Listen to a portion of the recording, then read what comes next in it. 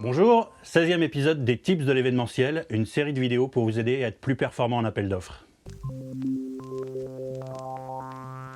Quand on présente sa recommandation en appel d'offres, on se demande parfois est-ce qu'il faut faire un tableau récapitulatif à la fin dans lequel on va reprendre toutes les demandes du client et de l'autre côté toutes les réponses qu'on a apportées dans le cadre du projet qu'on vient de présenter.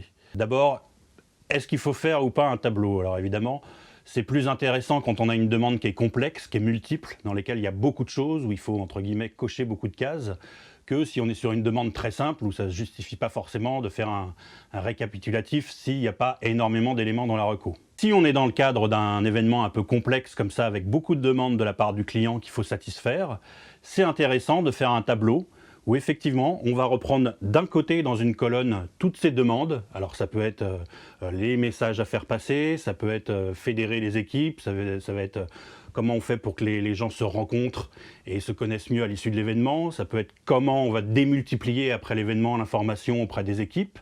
Et en face, vous allez mettre dans chaque case, évidemment, ce qui répond. Donc tel message, voilà quel moyen on a utilisé pour le transmettre.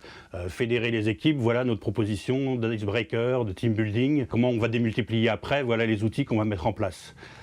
À quoi ça sert? Ça sert à plusieurs choses. Ça sert déjà évidemment à montrer au client que vous avez que vous avez été bon élève, entre guillemets, que vous avez essayé de répondre à l'ensemble de ses demandes.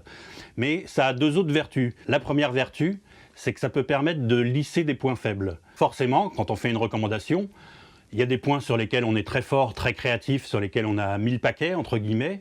Et puis, il y a des points qui répondent aussi à des demandes du client, mais qui vont être un peu plus classiques, on va dire.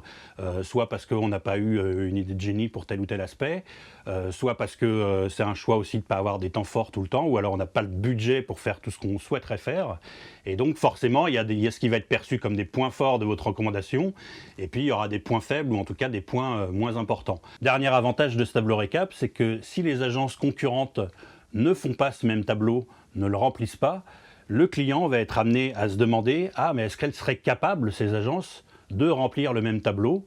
Est-ce que finalement, elles ont cherché, elles aussi, à répondre à l'ensemble de mes demandes ?» Et donc, elles vont peut-être aller chercher la petite bête pour se dire « Ah tiens, ils n'ont pas répondu là-dessus, ils n'ont pas répondu là-dessus. » Ce qui serait passé tout seul, évidemment, mais qui ne va pas passer tout seul grâce à votre tableau, parce que ça va amener, en fait, le client à avoir une petite checklist qui lui permet de vérifier si on a répondu à l'ensemble de ses demandes ou pas.